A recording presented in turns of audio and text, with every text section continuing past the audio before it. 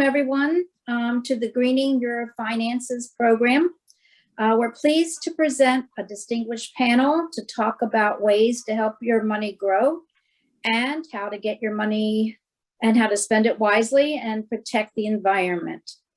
Welcome to our speakers, Fran Teplitz, Director of Social Investing and Policy at Green America, Amanda Piper, Partner at Wagner Lee LLC, and Susan Sklar, Interfaith Program Manager at Equal Exchange.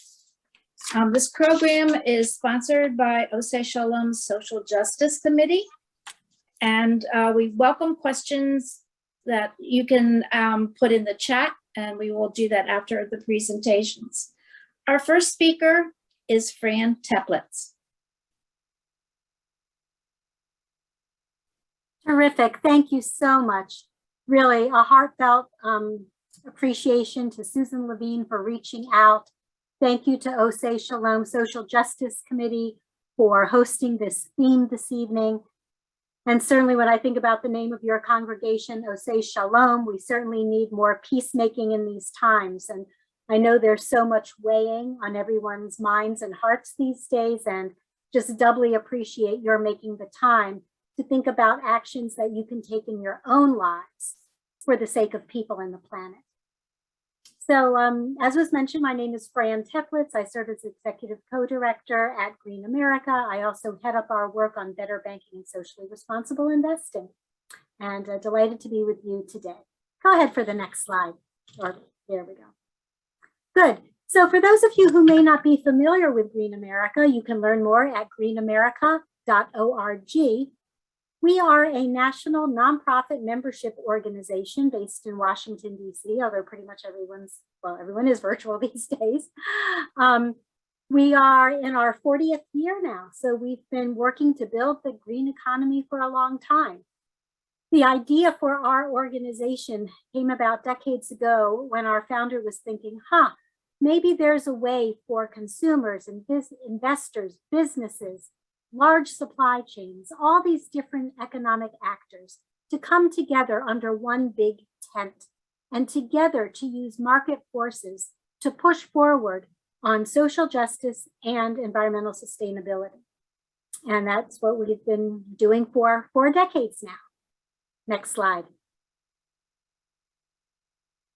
So as a green economy organization, we're all about the different roles that we can all play because we make decisions about our assets all the time, even decisions that we're not like really consciously thinking about necessarily, right? We can limit consumption. We know overconsumption is a major issue for many. Of course, underconsumption is also a concern for certain populations, right?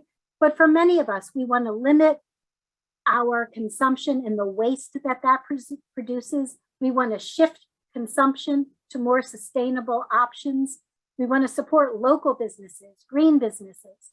Today's focus will be on banking and credit cards, socially responsible investing, right? How can you use invested assets in a more socially and environmentally responsible way?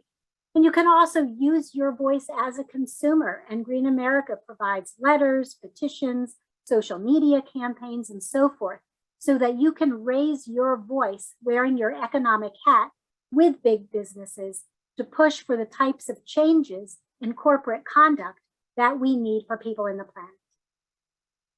Thanks.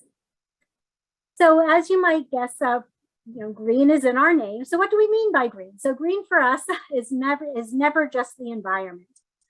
Green for Green America is always the blend together of social justice and environmental sustainability. So sometimes I might toss out the word green, and I just want to make sure that everybody is thinking in much more holistic terms about what works for people in the planet.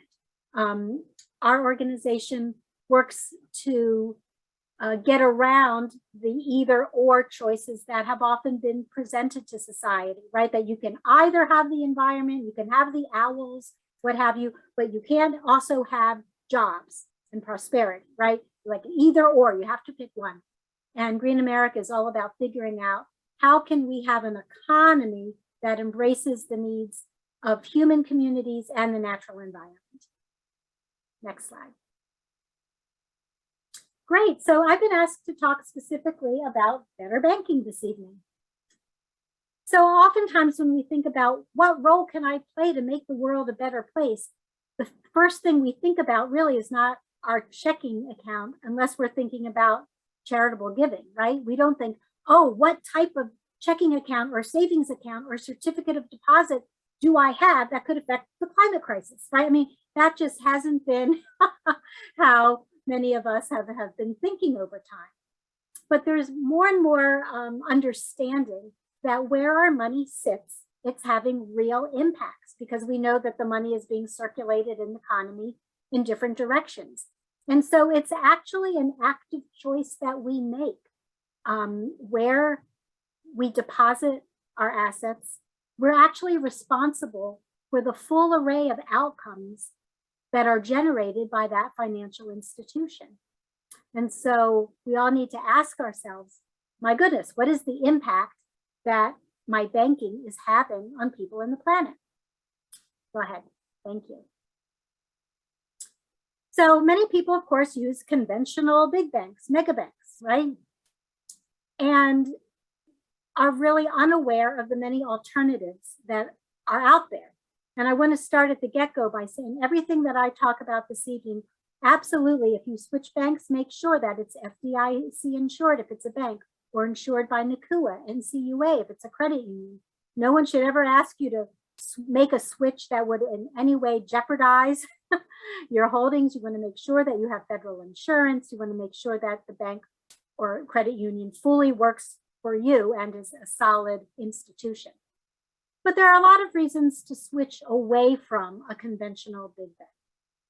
Whether we look at current practices or historical practices, we know that the big banks have a long history of racial discrimination practices. I'm sure many of you are familiar with the term redlining, which actually came about through using a red marker and making lines on a map that basically kind of cordoned off the communities of people of color, and it made it almost impossible or very challenging for those communities to access credit, especially in the housing market. But it also pertains to getting car loans, business loans, etc. This is not an issue of the past. I'm sure many of you read American Banker. No, kidding, but maybe if you read American Banker, they recently just had an article on a class action suit against Wells Fargo by Black borrowers concerned about their underwriting practices and being denied prime interest rates. And the bank had replied, well, yes, they had really good credit, so forth and so on. But the bank instead, they applied what they referred to as a unique scoring model for these particular individuals. And so we continue to see bias, discrimination, and need to look for institutions that from the outset have a different set of priorities. Next section, please. I'm sure you might remember, if you think back to some headline news, Wells Fargo has often been the poster child for very poor big bank practices, pressure on their tellers and other staff that led them, in order to meet the demands placed on them, they were creating fake customer accounts. While, just a business model, driven towards profit or profiteering instead of the needs of the customer bank or economic uplift of various communities. Next slide. Another major concern now about the conventional large banks also is their role in bankrolling the climate crisis.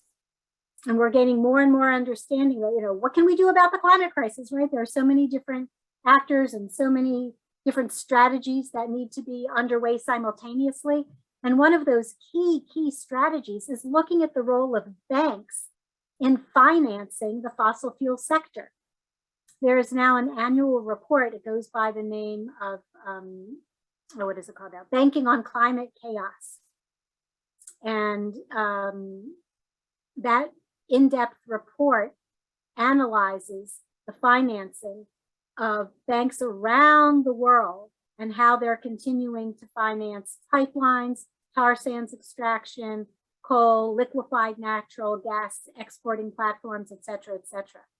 And what's shocking and unconscionable is how, following the Paris Agreement, bank financing continues to support even the development of totally new fossil fuel infrastructure. So it's not just that we need to pull back on the fossil fuels that we have. We should absolutely not be expanding the sector at this time.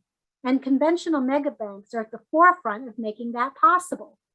When we look at the banks globally, the top financiers of the climate crisis are US banks. And we're looking at JP Morgan Chase, Bank of America, Citi, Wells Fargo. Go ahead, I'll take the next slide. And the worst one being Chase. So longtime leader here, multi-year leader in a negative sense of financing the fossil fuel sector. You may have heard more and more pronouncements recently by many of the big banks about how they're changing their portfolios. There are phrases like decarbonizing their portfolios, getting to net zero.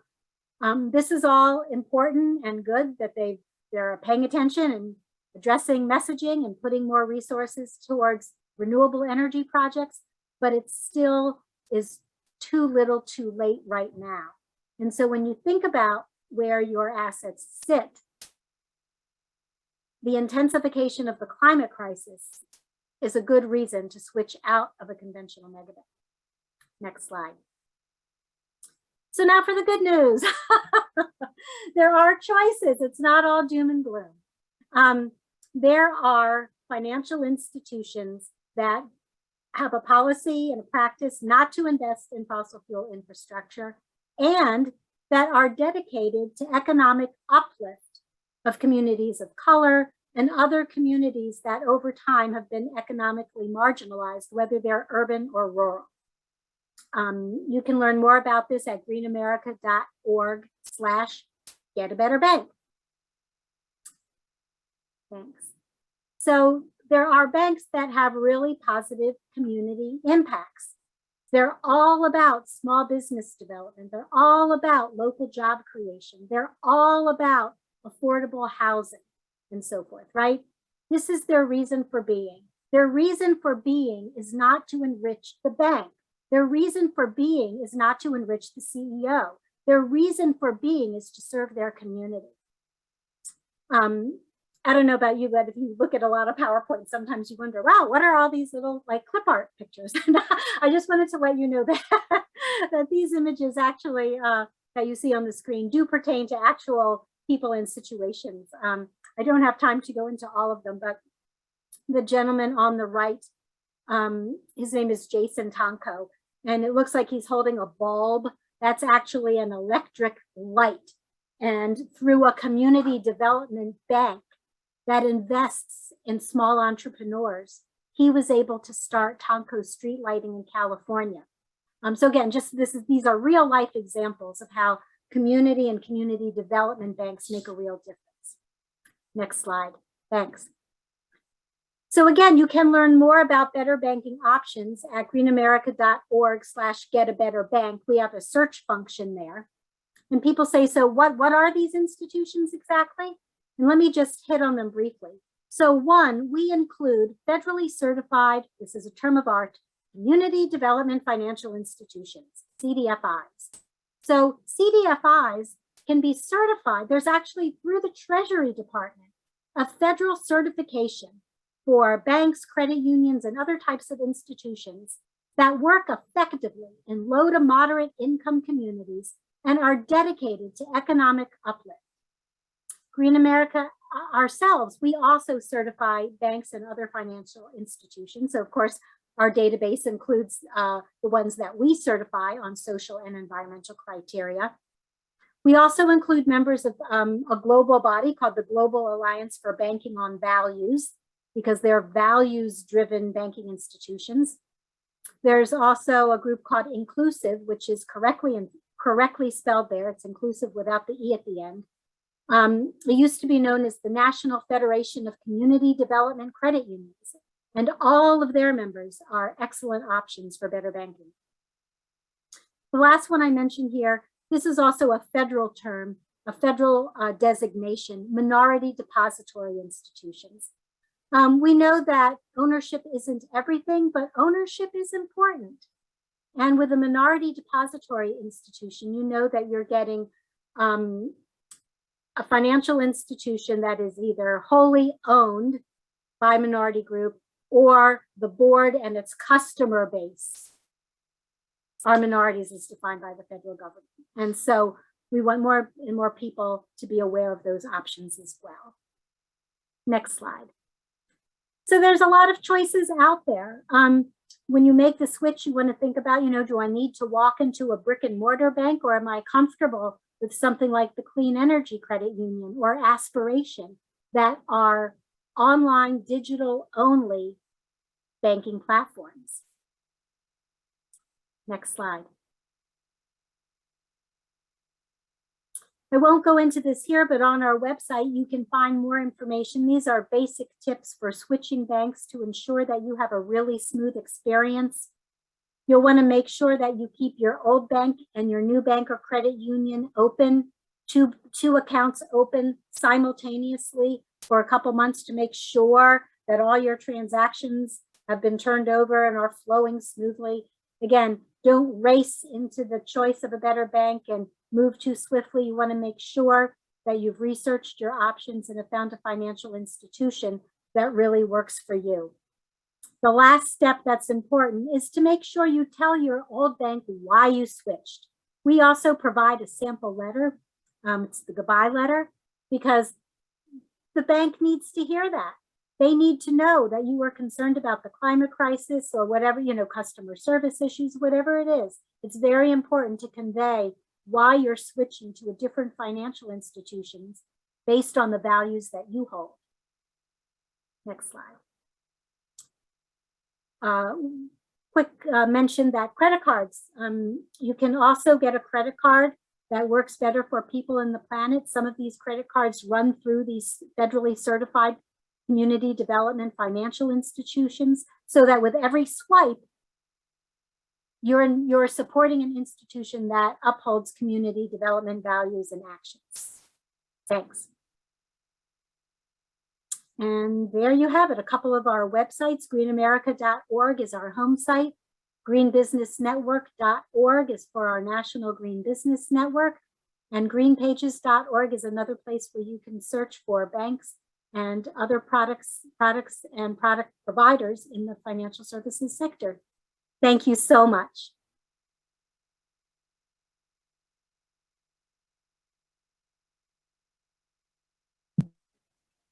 Thank you very much, Fran. That's great. And Amanda, you're next. Great. Well, thank you, everybody. Thank you, Susan. Thank you, Linda. I'm excited to meet you all, and thank you for the warm welcome. As Linda's putting up on the slide right here for my presentation that you guys will have access to afterwards, because you'll see a lot of details on some of these. I'm Amanda Piper. I am an advisor and a partner at my firm in Columbia, Maryland, so I'm not too far from everyone here. Fran brought up really wonderful points about where you deposit your assets, where your money sits, and what's that impact. And I agree, and I actually learned a couple new things, so I'm going to be going to some of her websites. So what we're going to focus on today is, in addition to who's holding your assets, what are they actually invested in? The cash, the funds, the CDs, things like that. So I'm going to be talking to you from the personal investment side on how to incorporate your values into your investing, and what we call ESG, which I'll define because we've got a lot of acronyms. So we'll go to the next slide. So what is ESG? You can see right here, it stands for environmental, social, and governance. So when I think of either ESG, sustainable investing, it's describing strategies that incorporate these ESGs into your investments. Now, it can be really overwhelming because there's a lot of acronyms and names that have come up over the past 10 or 15 years. You may have heard of responsible investing, sustainable investing, green investing, ethical investing, impact investing. There's really no single name or definition, so I wanted to throw a couple at you this afternoon.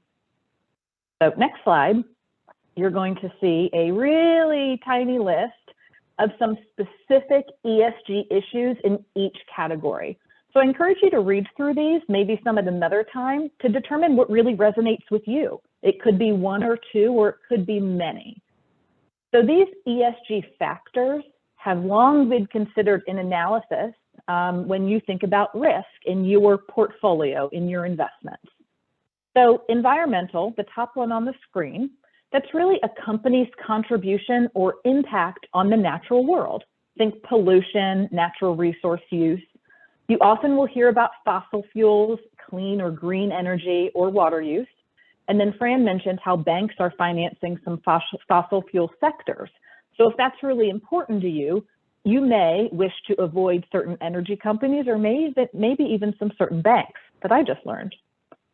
The next, the social, is more about society, and that's that company, your stock, your company's relationship with its people and its institutions. So it could be the community in which it operates or its entire supply chain. So some of those specific examples are testing on animals. You know, some certain products may or may not be tested on animals. It could be incorporating your very specific religious values to how a company operates, or maybe a specific industry like gambling. The last one on this slide is the governance. And this has been one that has really been around the entire time that we've been investing in publicly traded companies, because it's a company's internal systems, it's their practices, their controls, their procedures. We don't want these companies to be violating antitrust laws. That's been around for a long time, but something that has been developing a lot more is think about having a diverse board of directors or a diverse C-suite, you know, those people that are in the power of that particular company. So next slide. I know this one's a little hard to read, but there's a couple different ways that you can incorporate this ESG into your portfolio. It's a little fuzzy, but certainly from left to right is what I'm going to call conventional investing. Really where it all started was with exclusion or negative screening. Think about excluding tobacco, gambling, or weapons from your portfolio. That's been around for a while. And then as you move across the spectrum, it really gets more into integration. So finding companies that really are integrating positive values or positive things into your portfolio. And then to the far right is more about impact investing and philanthropy, where the goal is to make a difference. It's not necessarily to make a return on your money. So again, it really is what's important to you and what your portfolio looks like is how you would integrate it. So our next slide is really, so why would you do this? If you found any of the examples that I've given, if any of those resonate to you, then that probably is your reason. But here are a handful of different reasons that you may want to add ESG to your portfolio.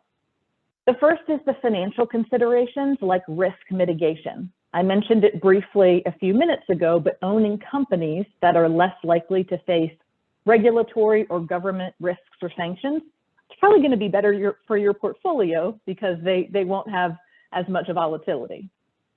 The second is really being a conscious partner in the choices of your portfolio and you trying to make a positive impact or putting your dollars towards companies that you believe in. It could be your personal preferences or certainly your values so that you're comfortable with these businesses. And then lastly, fiduciary duty. This could either be you or your fund manager. Think of somebody else who's managing your portfolio that's looking at all of those companies in there to make sure that you're aligning all of the things that we just mentioned above. So the next is just a sort of a brief note on how do I choose these issues? I know I mentioned before that it's really based on what's important to you, but it's also about the issues that are relevant to an industry or a company that you're reviewing. So think about an example, a water utility company. Their water management practices are really important. So that may be something that you want to look at. But if you're looking at a financial services company, yeah, it's great that everybody saves water and they have a wonderful environment for their employees, but not as important about what they're doing with their water supply for that particular business. So again, it's combining what's important to you and then aligning it with the different companies or industries that you're looking at. One of the examples from a few slides ago was having a diverse board of directors. That's going to be important for any company that you're going to be looking at. So next slide is, so does this actually pay off? Many years ago, it did not pay off because you were really excluding certain companies from your portfolio and that was it. But over the past 10 or 15 years, it has been a positive performance enhancer to your portfolio. You can see here that there's both positive and negative and certainly neutral, but it's really no longer the case that you must give up performance to your portfolio by doing something that you really believe in. So the last couple slides, this is really the kind of the exciting or the important part is, what do you do? How do you do this?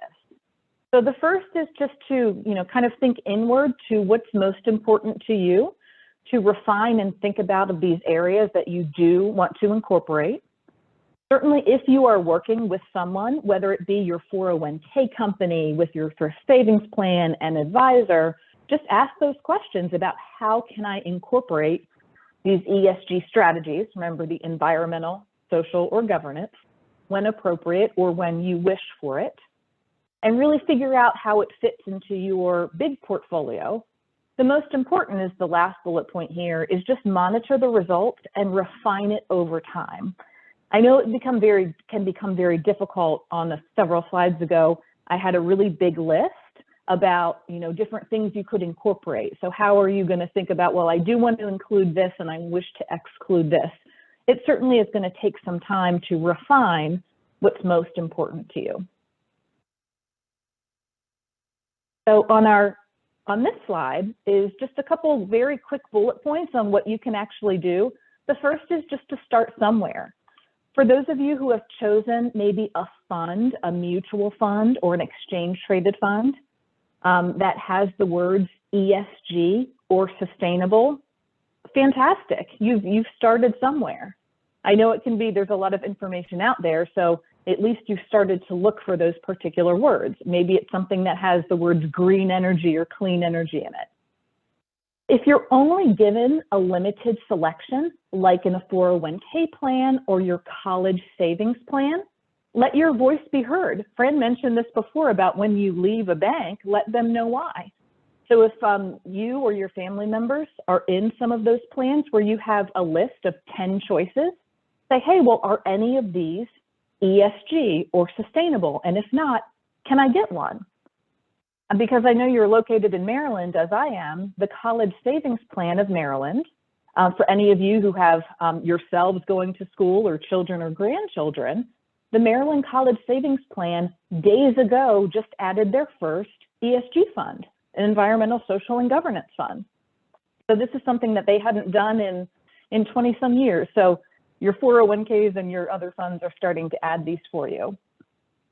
The last two on here are kind of what to look for. So when you're looking for research, fact sheets and prospectuses, a fact sheet is really found on a website at a fund company. Think of your Vanguards, your JP Morgans, your T. Rowe Price. It's really a quick one-pager to read a little bit about that. You may have seen on a slide I used the word prospectus. That's going to be a really long 20 to 100 page document with all of the little details. So I put in there that it's a resource to you, but I won't bore you with having to read some of those. And then right here, some last resources for you, places to go. So we've talked a lot about ESG and what that is, but where did that actually stem from? Most of it stems from the UN Sustainable Development Goals and their website, which I linked right here for you, which I think is a great way to maybe take a step back and get some ideas of what the UN is doing and proposing for companies and people around the world. Another website, the second one here, is Principles for Responsible Investment. I just happen to think that this is a good one and relatively easy to understand to be able to put your investments and the responsible piece together. And then lastly, just a handful of different resources. These are companies out there that are going to be rating other companies. So they're going to be looking at the Apples, the Exxons, the Walmarts of the world, and making a decision of, is this company sustainable or not? Or is it one of the best companies in a certain area? Like I've given the examples, it could be a clean energy, it could be a diverse board of directors. There's so many, I think I listed 4 or 5 here for you, and you're probably going to find 100. So again, my recommendation is really to kind of start somewhere and get excited and use some resources and have fun with it. So I have a couple backup slides and we'll certainly follow up later, but just wanted to make sure that we provided some resource and exciting acronyms for you for ESG and for impact investing. So back to you, Susan.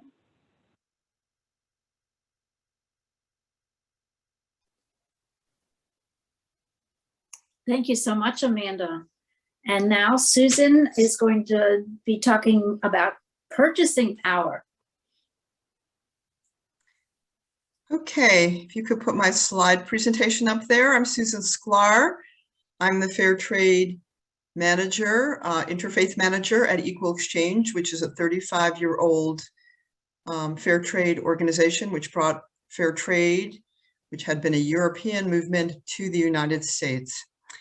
So how much do we really know about the food we eat, where it comes from, how agricultural products are grown, the supply chains that bring them to us? We're learning more about supply chains and have learned more about them during the pandemic. But do we ever really think about the true costs of our products beyond just getting a cheap price in the grocery store? The food choices that we make affect real people who are growing them, affect the earth as well. And this is the story of Equal Exchange. We're a mission-based alternative trade organization that's been working on challenging issues surrounding our food system and bringing to light social justice issues in the food industry. Next slide, please. That one, yeah. Yep, thank you. So in 1986, Equal Exchange's founders were working at a co-op in the produce area. They saw a disconnect between consumers and the sources of their food. And back then, most people didn't have a lot of information about growers and the true cost of growing food. They were concerned about the increased use of chemical fertilizers and pesticides, and saw that farmers in the global South were particularly vulnerable to fluctuating market prices and exploitation. And they built an organization that aimed to change that. So we were founded in 1986 as the first fair trade organization or company in the US. And we structured ourselves as a worker-owned cooperative. Next slide, please. Yes, that one, thank you. So that is our mission statement, and emphasizes that we're economically just and environmentally sound, and we're a worker cooperative. We brought the term fair trade to the United States. Next slide, please. So how are we different? How is fair trade different than conventional trade? Products are purchased directly from small farmer cooperatives. Long-term relationships are established. There's pre-harvest financing, which avoids predatory loans and allows farmers to plant new trees and do different preparation before they receive their checks for their crops. Farmers are guaranteed above market prices and extra premiums. And this is for the whole farmer co-op. We work with democratic co-ops that give farmers a voice in trade, access to markets, and this brings strength in numbers. There are no human rights violations in farming and production, no child labor, no forced labor, which we'll be hearing about later, equal treatment of women, safe working conditions. And very importantly, the farmers focus on organic, sustainable practices and help safeguard the environment and restore the planet to health. Next slide, please. So this is a diagram of a supply chain, how a supply chain usually works. And there are many, many players, many middle people, and each person along the way makes a little bit of money, takes some money from what they do. And so in the end, the farmer actually receives the least amount of money for growing the products. And if you could go to the next slide, please. This shows how that there are many, many steps that are reduced in the alternative trade model. It's just much leaner, more direct, pared down, and the farmer gets more of the profits. Next slide, please. Another aspect of equal exchange is that we ourselves are structured as a worker-owned cooperative. So some of the guiding principles are one share, one vote. We are not structured as a nonprofit, but we are not profit maximizing. We have a nonprofit type of mission, but we wanted to be organized as a company that was a participant in trade in the world, and we did not want to be seen as a nonprofit. So another aspect is that there's a 5-to-1 employee pay ratio. So the highest paid employee only makes can only make 5 times as much as an entry-level position, which is quite different than in the corporate world. And we're not beholden to our shareholders, and we're not tempted to sell out. Many small companies will do very well, and they have very good principles, and then they'll sell out to a large corporation and make a lot of money. We will never do that. It's in our bylaws that we will never sell out to a corporation. We'll pay our investors back, and then we'll hand our assets over to another alternative trade organization. Next slide, please. I mean, if we go out of business, which we hope we don't. So this is during the last 2 years, farmers who were already, struggling. Fair trade has been helping us, the proportion that we work with, but farmers were already struggling, and then the pandemic, hurt them even more. So people are buying less from farmers. The farmers have less beans and pods that they can sell. So they've had a lack of information. There has been vaccine unavailability. There's been mistrust of the government, just like here, about the vaccines.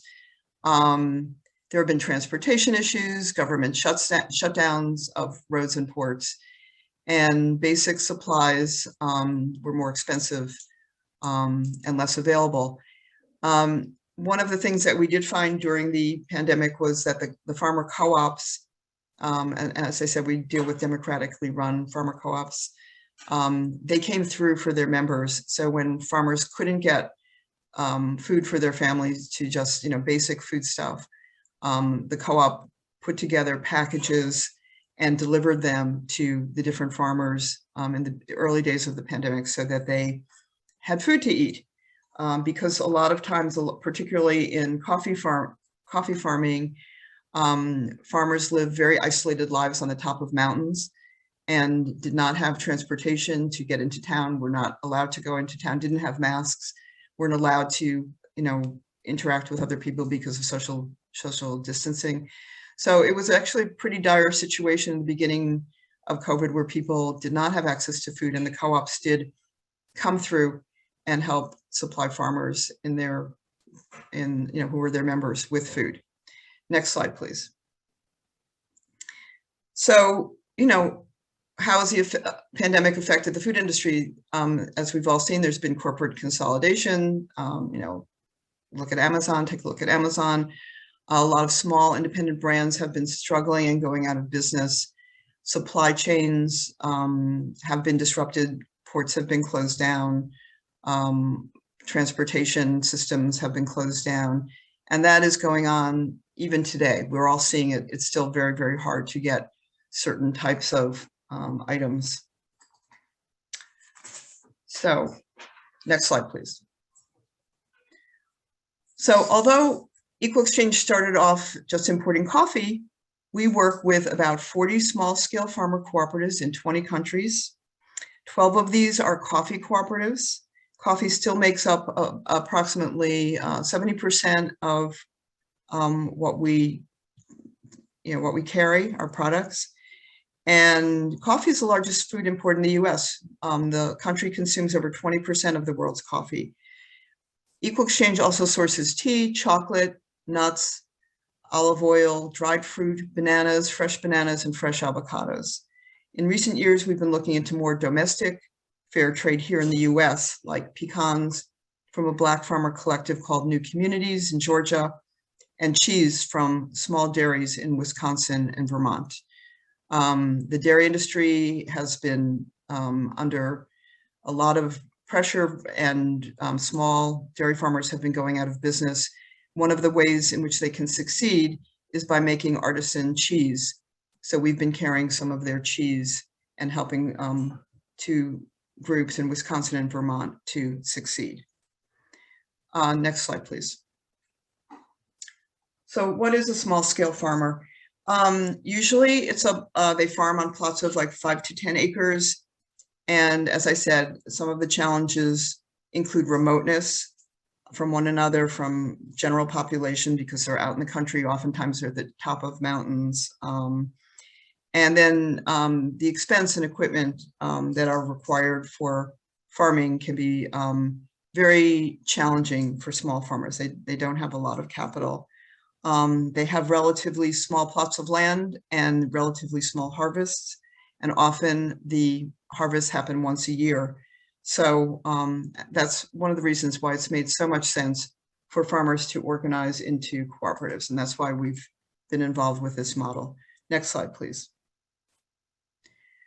So we are also committed to climate action and sustainability, and the farmers are, our farmer partners are as well. So they have stopped deforestation practices, clear cutting the land, and the cooperatives plant trees to replace those that are lost and to provide shade for coffee plants. And authentic fair trade farmer cooperatives use organic agricultural practices to grow coffee and chocolate and other products, not fossil fuel-based chemicals. So other benefits include the preservation of the habitat through shade-grown coffee and products, food products, provision of stable income source and capital to poor farmers, allowing them to farm in place, and removing the economic need to migrate. And some cooperatives do sell carbon offsets. So next. Okay, let me just catch up with myself here. So fair trade is especially important when it comes to chocolate. More than 50% of cocoa is grown in the Ivory Coast, where there's documentation of young boys who are forced to work in the cocoa fields. And fair trade provides third-party oversight and policies which reduce the chance of child labor on farms. So on the left, that is cacao pods. That is the fruit that grows on a tree and produces chocolate. Most people don't know what they're, where the chocolate comes from and what the plants look like. On the right is the finished product that's made from the beans. It's the product that we love to consume. Next slide, please. And I'm just going to focus on chocolate for a little bit. So only certain climates are conducive to growing cacao. It's grown in over 50 countries, located near the equator. Again, The largest producing country by volume is the Ivory Coast, 3.47 million tons of cocoa, account for 80% of the world's bulk supply. Okay, next slide, please. So here is a farmer growing cacao. It grows from the trunks and branches of the trees, and the sizes can differ, and the colors are pretty amazing. They can be yellow, orange, red, purple, green. They're pretty astounding looking. When you see them in person, I have been to the Dominican Republic to visit our partner there, and sometimes when you're walking around and looking at the cacao pods, you feel like you're on Mars or something. They look very otherworldly. Okay, next, please. The inside of the pods, are sweet white pulp. There are about 50 to 60 beans in each pod, and that's what it looks like when you cut a pod open. Next slide, please. So as part of a cooperative, farmers can share the resources instead of needing to buy their own expensive equipment or market and export their beans alone. They also share agronomy tips to increase productivity. Beans are collected from farmers and processed by the co-op for transportation to begin their next steps, fermentation and drying.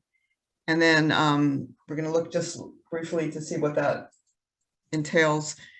Next slide, please. Fermentation takes approximately 5 to 7 days. It removes the pulp, mucilage, stops the bean from germinating, and begins the flavor development, and complex chemical changes take place during this time. Next slide, please. And then there's the drying bed. Sometimes drying takes place on a smaller scale.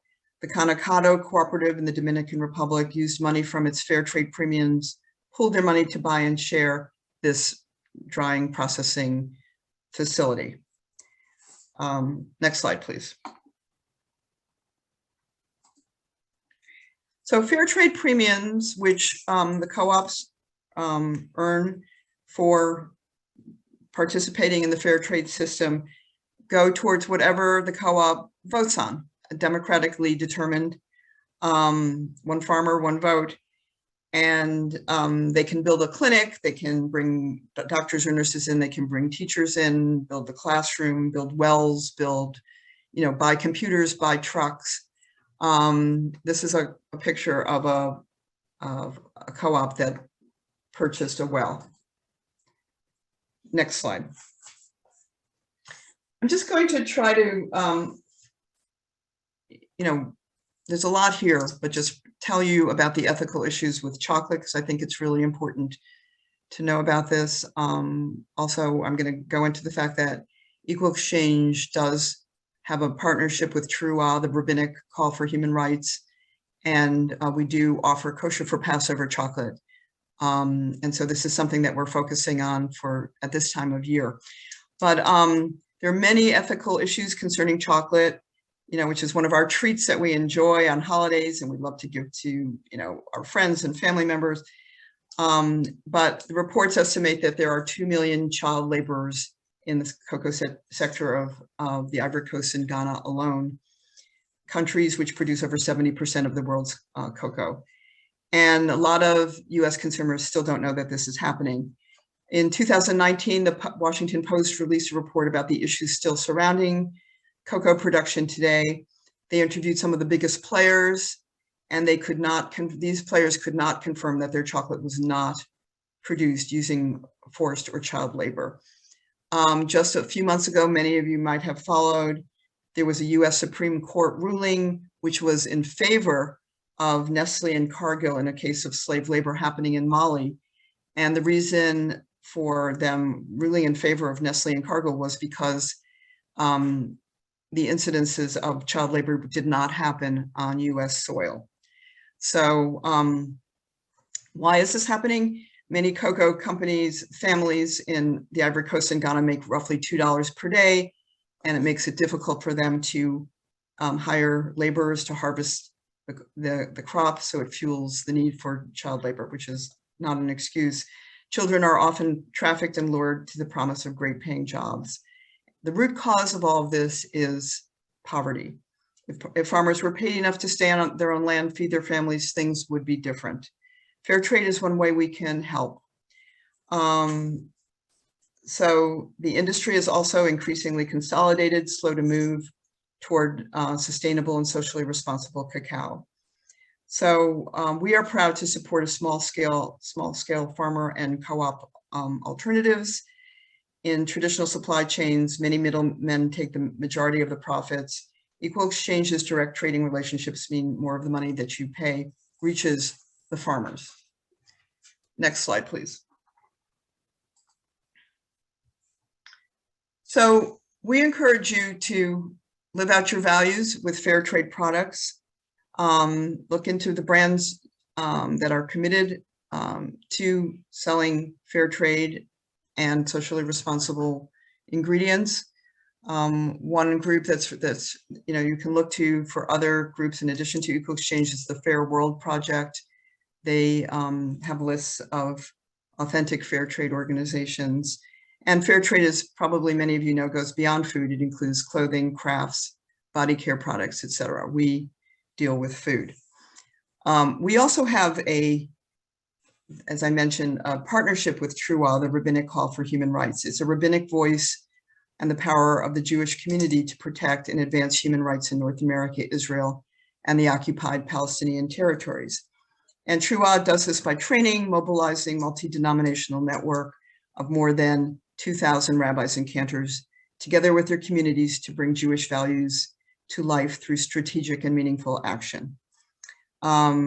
So their work on fair trade emerges from their campaign against modern slavery and human trafficking. So on Passover, we celebrate our freedom. I'm Jewish as well. And we celebrate our freedom. We often sweeten the celebration with chocolate. To eat chocolate on Passover, knowing that it was likely produced with child labor, is a bitter irony. In contrast, eating fair trade chocolate on Passover heightens our awareness and allows us to take action to vote with our pocketbooks while enjoying a treat. Next slide, please. So what makes this chocolate kosher for Passover? I don't know if people in your congregation observe kosher for Passover laws, but we have approved the kosher for Passover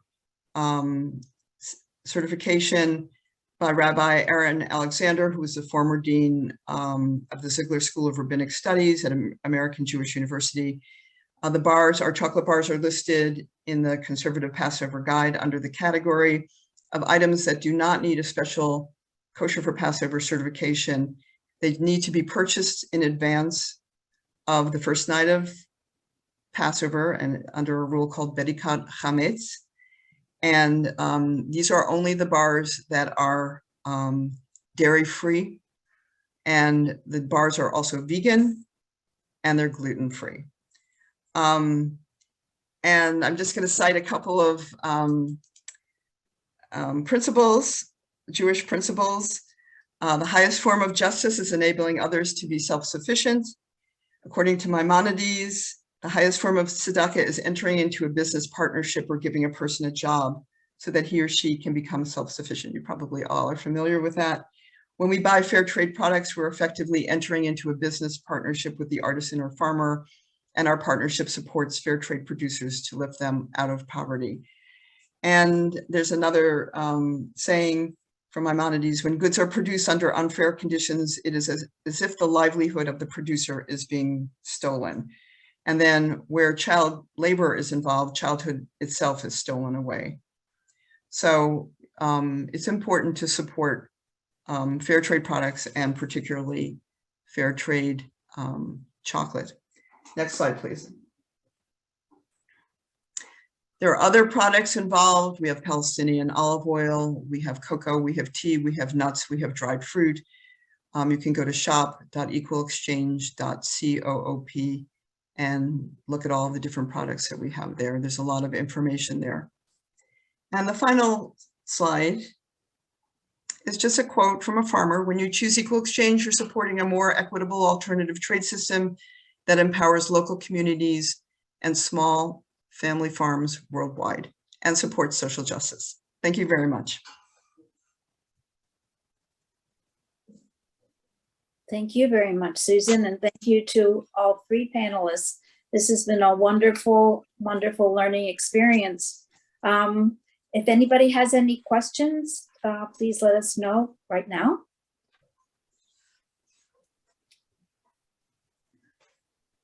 While we're doing that, I would also like to add my thanks to our speakers, and again to reiterate our appreciation of them sharing their expertise. To those who are here this evening, you'll get a copy of the slides. We'll also make the recording available should anyone want to listen to it. I'm going to end our first poll of the people who responded.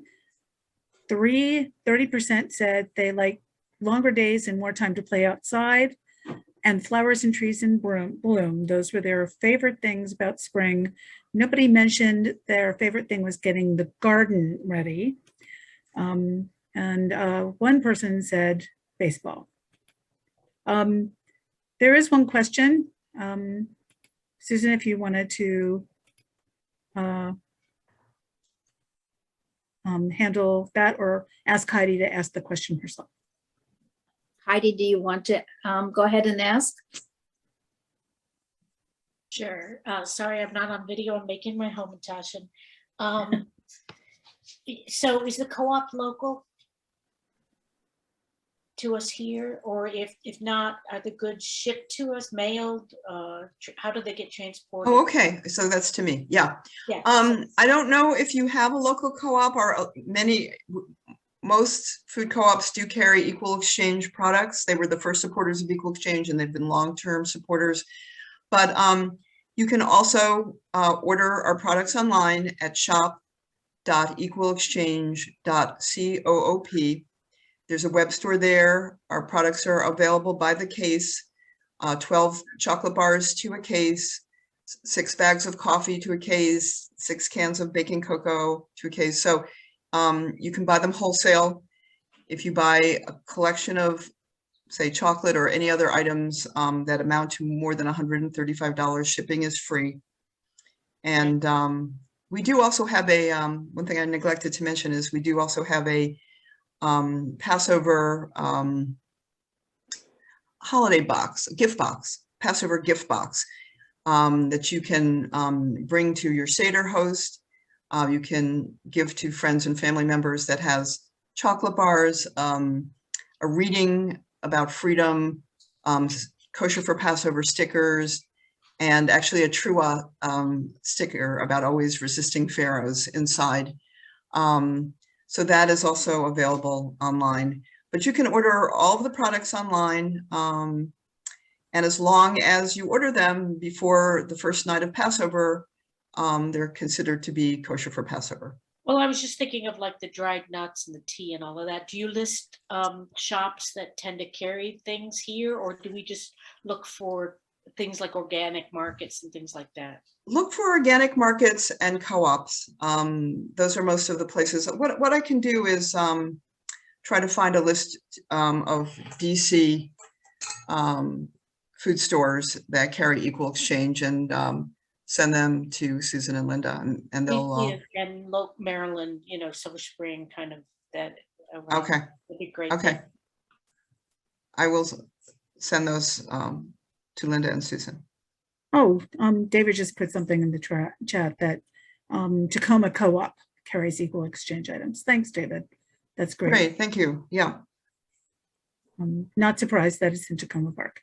So I have a question. Oh, I'm sorry. Did somebody else have a comment? No.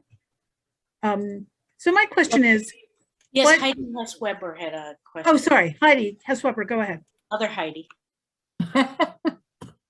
I'm just wondering because Susan mentioned that there are a number of fair trade organizations out there dealing with different, you know, hers Equal Exchange deals with food, but there's others. And I have seen, you know, the fair trade stores when we're out and about, but is there somewhere a list of, I recognize the equal exchange symbol from Yeah. the grocery store, for coffee and stuff. I've definitely seen that. But are there other organizations with symbols that we, if we see it, it should be oh, that's a good way to go. There's no, unfortunately, there is a seal, fair trade seal, and it has been co-opted by the corporations. It's been fair trade washed. You've heard the term greenwash. It's just being used, and you can't really take it very seriously. But if you go to fairworldproject.org, they have a list of different authentic, we call ourselves and other organizations that are, that really are fair trade, authentic fair trade. You can go and see who they list on their site. Another organization that you may know of is 10,000 Villages. They have artisan products. Serve International is another group. There are a number of groups and they will be listed on the Fair World Project site. Okay, thanks. You're welcome. But you can't really depend on the seal anymore on the package. That just doesn't mean that much anymore, unfortunately. Yeah.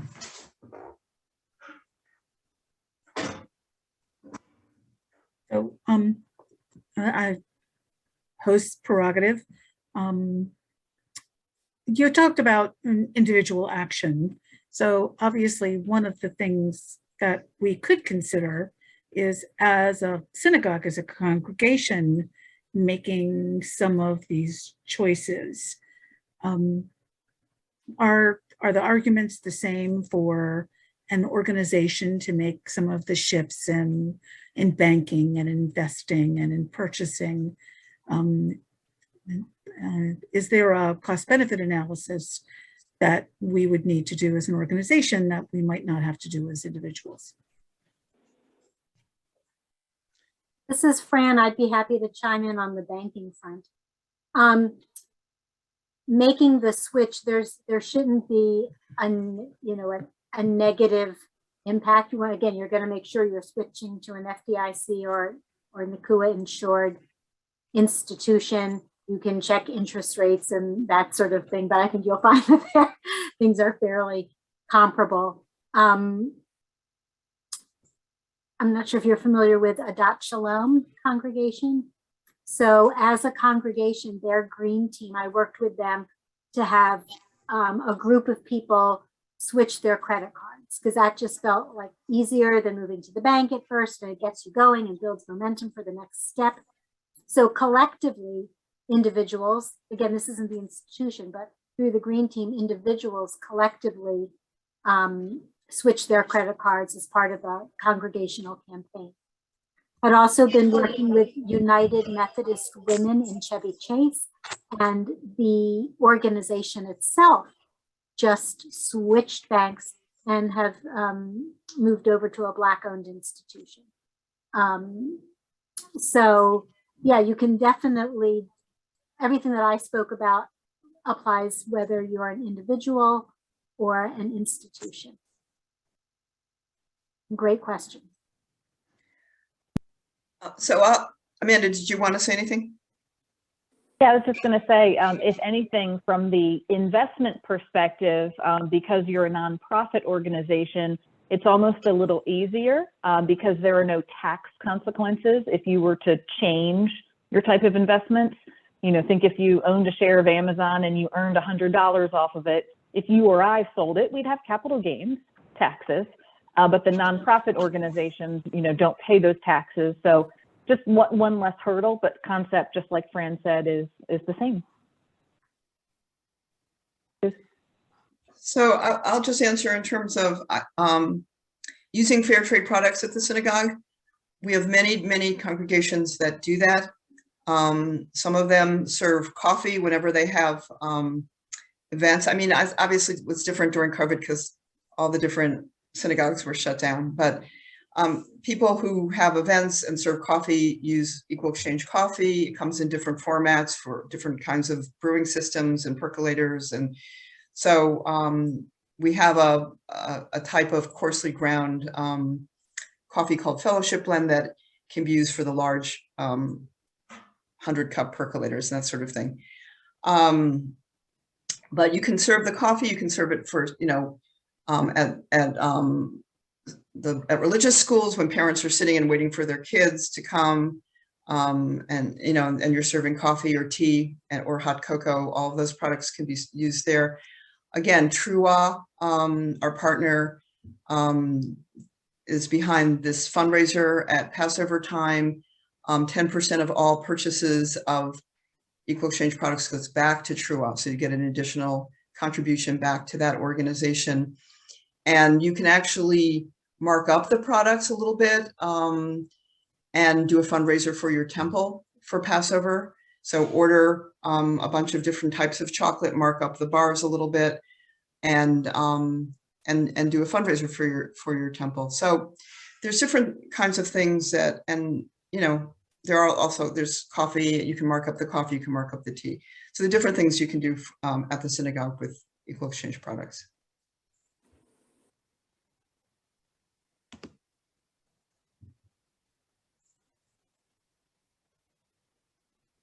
Thank you very much. Susan, I don't see any other questions in chat. I just launched another poll. If you would take a minute just to respond to the poll, letting us know, are there other areas would you like to dive deeper into on your journey to greening your finances? And you can add an area that we might not have covered this evening that will be helpful to us and to our speakers as we plan future programs. Susan, do you want to do a call for questions one last time? Okay. Anybody have any questions they'd like to ask? I guess not. We really do thank you so much for being here. It's been a pleasure to hear and to learn all these new things to ponder. And I'm glad that the people who came to listen came. Thank you very much. And stay safe. Thank you very much for hosting us. We really appreciate it. Thanks, everyone. Stay well. Thank you. Wonderful to meet everybody. Take care.